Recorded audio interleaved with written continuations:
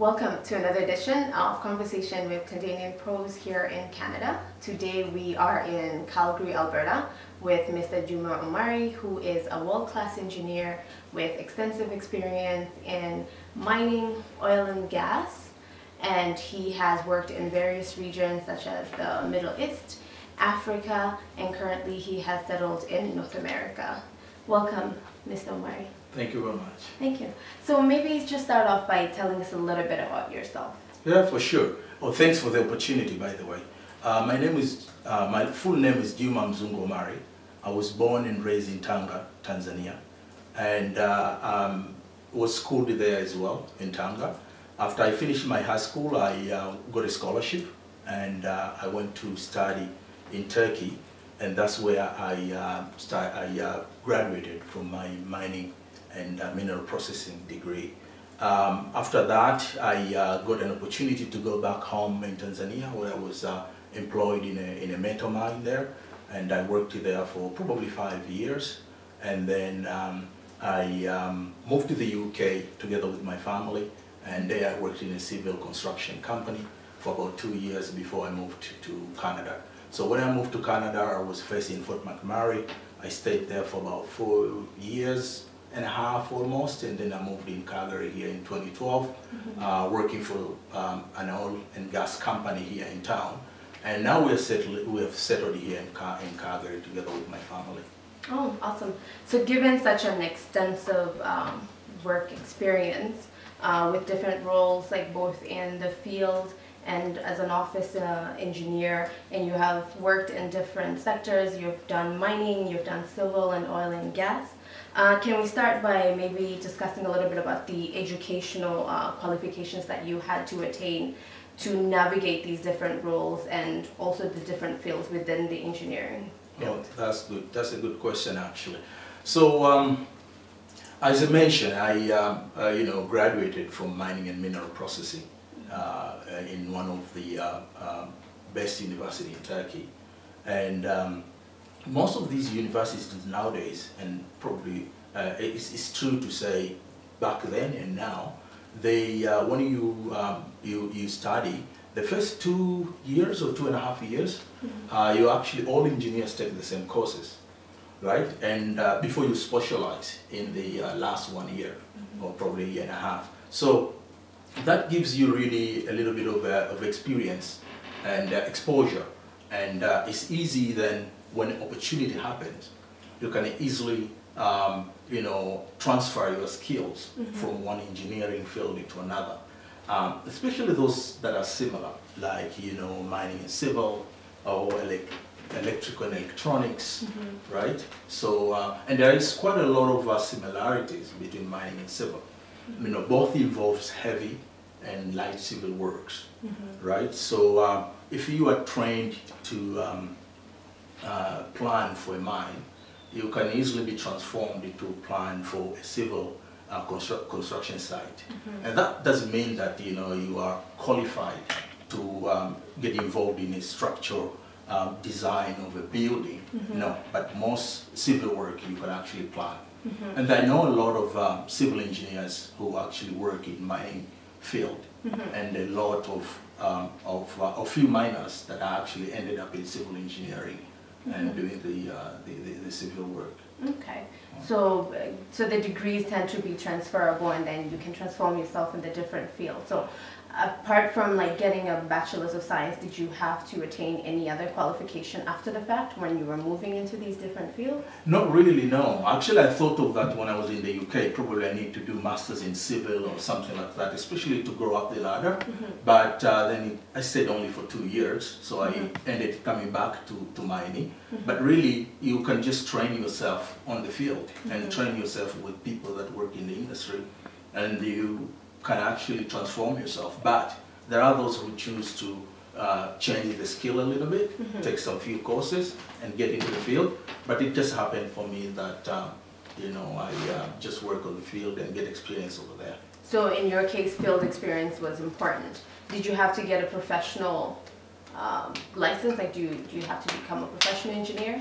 Yeah, so for civil, when you get involved into designs, and all that, you need to be a PNG, like a professional designation in the civil engineering side. So I didn't have that. That's why most of the work I did was just on site, planning for the excavations and all that kind of stuff, which is really what you do in mining. So when you come to Canada, of course, you also need that PNG. So unfortunately, the PNG that I had in Tanzania here was not recognized. So I had to get that PNG. But most companies, they would give you that time, right? You can be hired sometimes without it. And as you get experience in Canada, because you need at least 1 year experience in Canada, right? So when you get that, you can actually apply for the PNG. So yes, I had to get my PNG, but I had a job before I applied for my professional engineering designation. Okay. So field experience seems to be important. What else do you have to do maybe on a daily basis to ensure growth and development in your field? Like, is there anything up to this point where you feel you have to add that would add value?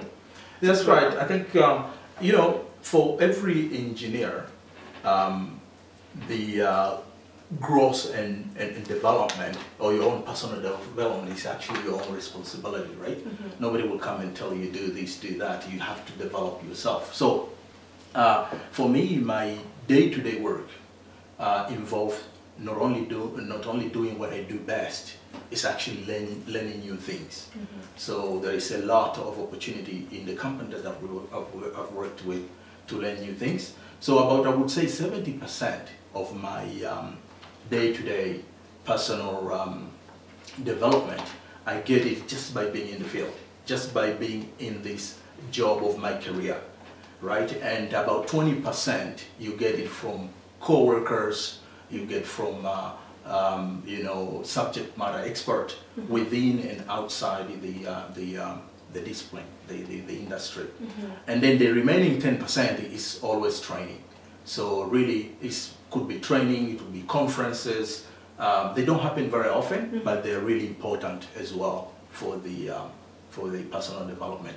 But when it comes to growth, because you mentioned about growth there is individual growth, which is your responsibility, but growth in a business, right? It means to go up in a career ladder. That one actually depends in opportunities available in the industry, and that's why you would see people moving from one company to another, just to try to find that experience and that opportunity to grow. So how did you decide to pursue a career in engineering? Yeah, so I always had a passion in math and science, but you would be surprised in this that I actually had a plan to become a doctor or a pharmacist, and that's how I went to a high school where I was prepared to do that. But when I got a scholarship and went to study in Turkey, what I found out when I got there was that, you remember back then in Tanzania there was only 2 universities, right? So when I went to Turkey, there was over 50 universities in the country. So all of a sudden I found out that I've got a lot of opportunities over there and a lot of options. So I had to reevaluate my choices. Then I basically also realized that it doesn't matter what your major is in high school. What you need to do is just take a university entry exams, and then based on your score, you can actually select the department you want. And that's when I selected mining engineering. Great. So did you need mentors in making that decision? Yeah, so what happened is that, and that's what the interesting stuff, because while I was preparing for the entrance exam, one of the Tanzanian fellow who was already in mining engineering department in the university that I was intending to go, he happened to visit in the city I was in, and we were having a chat, and he said, you know what, there is this department of mining engineering. I didn't even know about it when I left the country, because remember that discipline was not given back then, was not provided in our universities that were there, right? So I didn't know much about mining engineering, and he said, yeah, I'm in this department, and you know what, it looks like there is a future here, especially because back home, there is the 2 universities that we have, none of them issue this course. So you can try and see if that's what you want to do. So when I got to the point to join that group, that university, then I just selected it. So in a way, I can call that guy was a mentor, because he helped me somehow or guided me somehow in picking that. But when I joined the university, the guy was gone. He just graduated before me. So he didn't mentor me along, but at least I got that idea about mining engineering from him. So this mentor held you in that path. So do you find that it's important until now, as you know, throughout your career? Is it important to have mentors? Have you needed mentors along the way as you have progressed? So I think you need mentors. You need mentors, because back home we don't have this. Even sometimes even our own parents don't much involved in what we're selecting at school, what path we want to take. They help you with every other stuff going on, but not to tell you what you should pick for what you want to study. So if the opportunity is there and you get a mentor, I think that's a very important one to take, right? And like, how important would you say creativity and innovation is in the field that you're in? Creativity and innovation are very, very important in the field, especially in this era where technology is really growing fast, right? So you may know that most of the big companies today are moving into automated systems and machines, like autonomous trucks. These are driverless trucks which can be actually controlled remotely. So you know, there's a lot going on today. So when you come back to the office and the jobs that we do, planning, we need some tools, right? And most of them are mine softwares. And those mine softwares are also developing fast. They are updated regularly. So you need to be up to speed and, you know, somehow catch up with it. Otherwise you'll be left behind. So when you say you need to catch up to it, like, so how do you tap into ensuring that you're... So the way I tap in, especially when it comes to technology and innovation within the group, the companies are big. Sometimes you might not be involved in everything. So sometimes I asked for involvement. If you know, I see something and I say, well, I want to get involved into this. If opportunity is there, sometimes you're given, sometimes not. But what you can always do is add training in your personal development goal in a year. And you can say, well, I didn't get opportunity to work on this, but I know it's happening within the business. Can I put this as my goal? And then you will get that training. And then when opportunity comes to work on it, you are basically prepared. So it sounds like you have to be the driver of your own career. You have to take the initiative. Absolutely. Great. Yeah. So what are the career trends that you see in your field, and how relevant would you say your industry is in today's world? Yeah, so you know, the trend is really promising. That's what I can say. And mining engineers are still in demand in this field, right? So really, I know there's been a little bit of shaky moment around it because of the changing market. A lot of engineers lost their jobs, you know, but now things are picking up, and you know, people are getting back to work. And you know, when it comes to the other piece, what was the other piece again? The relevance. The relevance, yeah. I think the industry is still relevant because, you know, we still need gas, and, you know, the oil produce gas, and the gas basically drives the economy, not only of Alberta or Canada, but really the whole world. So I think it's still relevant. So given that you've worked in both Tanzania and Canada, what do you think are the major differences between the two environments for an engineer like you? Is that the cultural difference, or? Yes, culture differences could be one of them. Okay, so, you know, my experience is a little bit different. It's a little bit unique because I worked in Tanzania in an international company, which things like, you know, work ethics, safe work practices and procedures, standards are really mandatory, right? But I could speak for local companies that used to work for those foreign companies in the country, where they used really to struggle following those standards, and they had to really improve and raise their bar to be able to work with foreign companies. So it seems like that area, maybe there might be a little bit of improvement there required. But for me, because I was working in that international company, what I got is what that company is doing and what other part of the world is doing of that company. Okay. So I could say probably that was a little bit different. But another piece also I could talk about my experience here in Canada. I think in Canada things like you know, directness, honesty, you know, openness, equality, you know, things like self-direction, that you are just given a task or a project and you just go and figure out what to do. You know, self-improvements are very important. There is always rooms for improvement. So you've basically talked about what I was just going to ask next, which is, what advice would you give to someone adjusting to this new work culture, given that they're coming from a different work culture that you've just described in Tanzania? You've now talked about, you know, the aspects of the Canadian work culture that is fostered and required. So what is the adjustment process for somebody? Yeah, so you know what I can say? Maybe two things. I will split this into two answers. One is for those Tanzanians who are there, are still in Tanzania and want to come to work in Canada. If you get any opportunity to you know, work in a foreign company, regardless of how long it is or how much you're paid, I think take it, because these companies just prepare you to really fit in those cultures in other area. And I didn't struggle much when I moved to the UK or when I came here, because what I worked is with a company that they would have the same culture, the same practices anywhere they operate.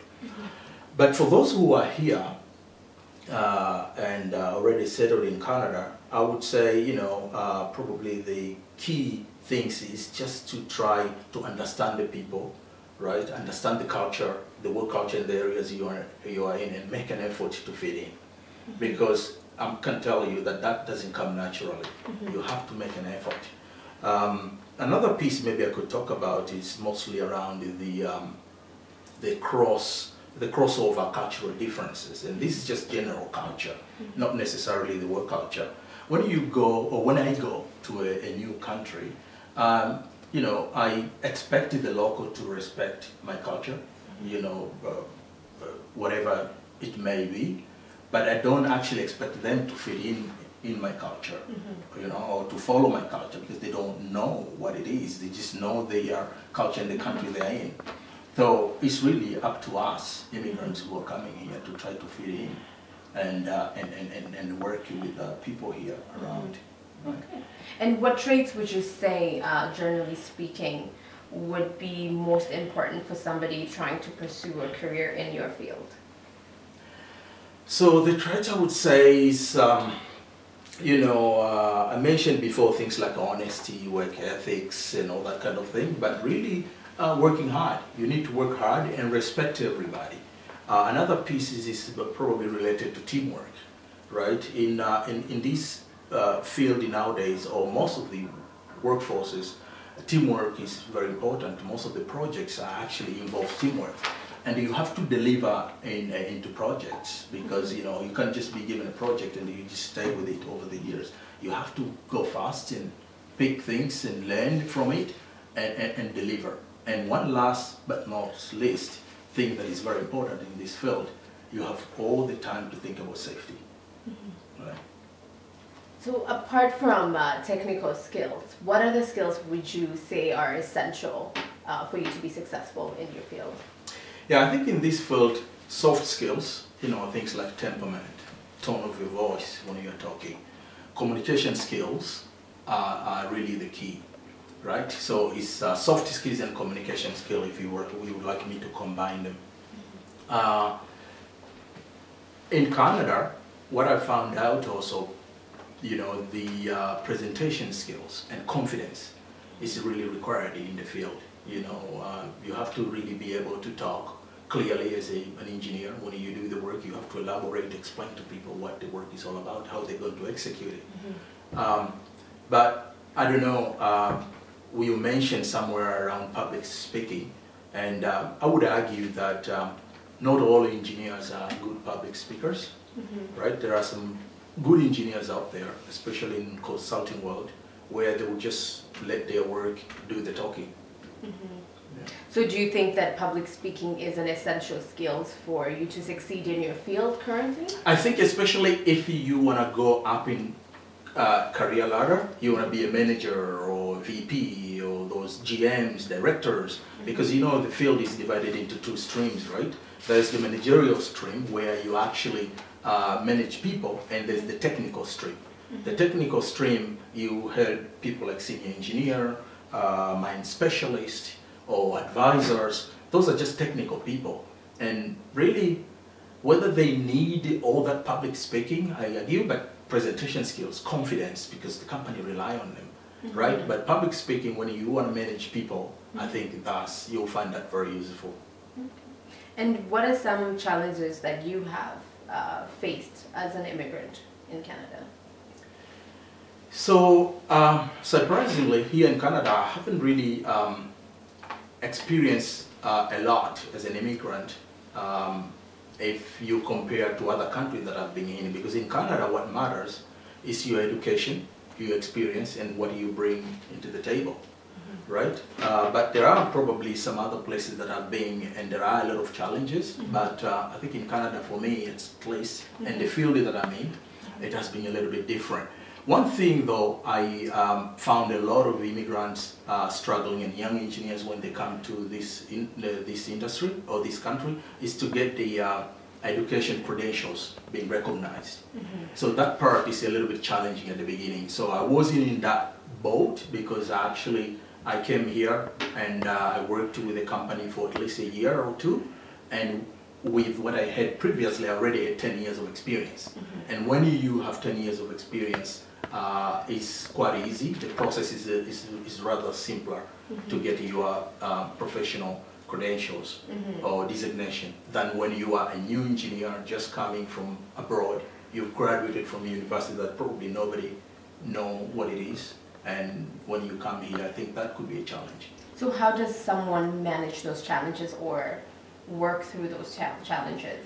Yeah, so, and the funny thing is, even the PNG in Canada, because they don't recognize professional designation of other countries, they do. Big countries like UK, when you come here from the States, from Australia, South Africa, you'll be surprised, even Zimbabwe, they recognize that, but not Turkey where I started, or even Tanzania. So you cannot get it abroad. You have to come here and get a company that will hire you. And when they hire you, most companies train you and give you a mentor that you are basically will work with him or her until you are ready to go and get your credentials. So that's mostly how it is. So it sounds like essentially patience is you come, you take the time, you get the training and get the qualification that can. That's right, and you follow the process. You follow because if you come and you don't have 10 years of experience and they found out you don't have the right credentials, they take you back to school. You take courses of like third-year university a student, which is a little bit frustrating for somebody who probably had been working in his or her country for over 10 years to come here to be taken back to university. But when you come with a little bit of experience, those kind of stuff are not there. So you just do a normal ethics exam, and if you pass it, you get your PhD. And now that you've been in this field for almost 2 decades, what would you say is the most rewarding, has been the most rewarding experience? Yeah, so I'll break that again into two. You know, part one is probably speaking as a father, right? You know, the reward you get is basically be able to support your family, you know, pay the bills. I mean, if you are doing well in your work and you are paid well, you can basically do whatever you want to do with your family, right?